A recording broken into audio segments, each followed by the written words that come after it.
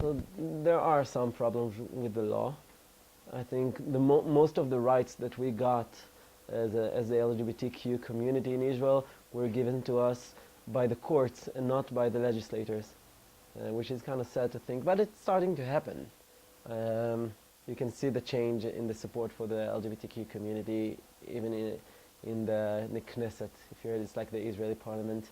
Um, Now, in society, I think it depends where you go, but you can see discrimination everywhere. I don't think it's only for the LGBTQ community, it goes to every minority in the society. But some people don't rent housing for gays, or you can be discriminated in the workplace. I mean, it's illegal, but it can happen. Gay bashing happens, not as common, but it does happen. I don't know if you probably heard 4 years ago, at August 2009, there was a shooting in a gay youth, it's called a bar. I used to be a youth counselor over there also for 2.5 years after it happened. But there was a shooting over there, 2 people died, 13 others were shot, and some friends of mine were attacked also publicly, and well, I didn't suffer from homophobia yet, and I'm grateful for it. But I know that if I'll face it, I'll probably fight for it. I'm also curious about. I know that I've heard, or from what my research, that you can go outside of Israel and get married, and then you can register in the Interior Ministry and still receive the same rights as heterosexual couples. Is that true, or like what is that experience? It's a little bit more complex than that. There's some sort of an agreement between a lot of states in the world, a lot of countries in the world, that if you get married over there, it counts also in Israel. Now, for example, England, but England you can only get married as a gay couple, as a same-sex marriage, only if you're a citizen. So, for example, I can't go there. The Netherlands, Holland, they said that, I mean, you can get married there, but they said that we accept it, but you don't have to. So if somebody somebody got married in the Netherlands, Israel doesn't have to accept it, because they said that even if we accept it, you don't have to, because we know that some cultures are different. I think the only country now in the world that you can get married and come here and get registered also is Canada. So and a ticket there costs around like $1,300 per person. Maybe you can find a little bit cheaper. So only if you're in a more upper class you can go there. About the rights, I know that you can get listed, but I know that there are some inequalities in different ministries, even if you're married. I don't know, I haven't researched that subject exactly, but I know several people who are married and it's still a problem.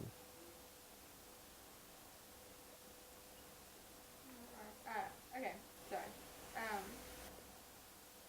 So maybe like some, I don't know, like some good experiences that you've had with like, Jerusalem Open House. I know that there's been a lot of struggle and like with the LGBT community, maybe some positive aspects like the communities that you've had, or the groups you set up and all those types of things, and the teams that come, and like kind of the community you've set up here at Jerusalem Open House.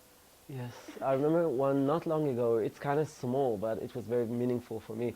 I have one of the teenagers that come here is a transgender in the closet. It's called MTF, male to female. Now she's still in the closet. Nobody knows about her, not her parents, only friends here, and she looks exactly like a man because she's still in school and she can't do anything about that. And she came here one Saturday night to the activity that I manage here, and she came in here with a friend. They went to the room at the side. Her friend put makeup on her, and she changed clothes to more feminine clothes. and then she came out. She was here for 2.5 hours as a woman, dressed as a woman, talking as a woman. Everybody approached her as a woman. And a few moments before she left, she went to the bathroom to wash all the makeup off, change clothes, and she left as a man. But you could see that for those 2 hours, how meaningful this place is to her.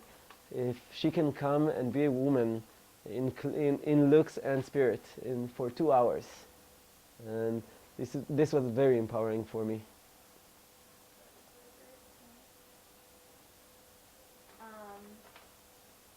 So how did it feel for you to come out of the closet? Like, what was your experience like? Well, I was 17. Uh, Today the standard age apparently, even earlier. I know people that are coming out like when they're 15 or 14, or even 12. One person. Now, for me, apparently my mom knew before I told her because she heard me talking with a friend, but she waited for me to tell her. So it was really nice of her.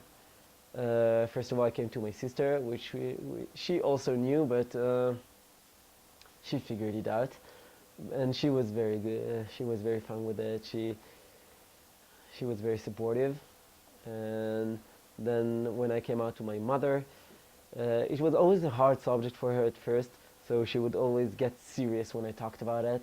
Now she's more, well, fun about it. But she was very accepting and asked her to talk to my father. And something happened over there. My father didn't speak to me for 3 weeks or so. I didn't know how to feel about that at the time. But then when he called me and talked to me, he did something that I was very surprised. I really appreciate that. Up until today, he went to a therapist and he researched over the internet and he talked to people, and it's something that I would never imagine him doing. But he told me I didn't want to say anything that you would remember for the rest of your life. It was amazing for me. And my parents decided that their house is my castle, that this shouldn't be a place that I wouldn't feel free to bring a boyfriend or talk about something or not feel welcome. So it was a very supportive experience for me. Today, I think all of my family knows. Even my grandmother and my mother came with me to the Tel Aviv Pride Parade, and even my mother volunteered to come here. I asked her, but she accepted to come here and talk to the youth groups. It hasn't happened yet, but it's going to happen. I really hope so. To come here and talk to the youth groups about her experience with me as a gay teenager. That's really great. I got the good part. I hear bad stories all the time, but I got the good part. Yeah, it sounds like a great story.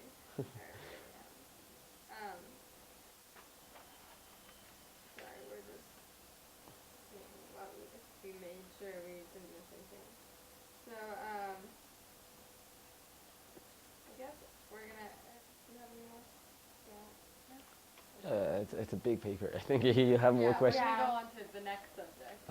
Okay. But we're just gonna make sure we cover. Can I just turn off the air conditioning before you freeze to death? Oh yeah. So you can pause.